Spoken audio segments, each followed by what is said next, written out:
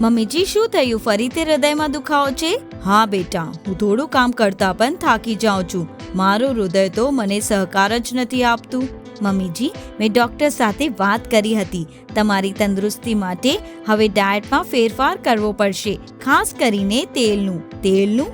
આ તો રસોઈનો મુખ્ય ભાગ છે, પણ ક્યું તેલ વાપરવું? મમ્મીજી, રસોઈમાં તો સિંગતેલ જ જોઈએ. આ જુઓ, શેઠાણી સિંગતેલ. આ 100% નેચરલ છે, કોઈ પણ કેમિકલ વિના અને ડબલ ફિલ્ટર કરેલું છે. તેમાં ઓમેગા 3, 6 અને 9 છે અને ઓલેઇક એસિડ છે, જે હૃદય માટે ખૂબ જ ફાયદાકારક છે.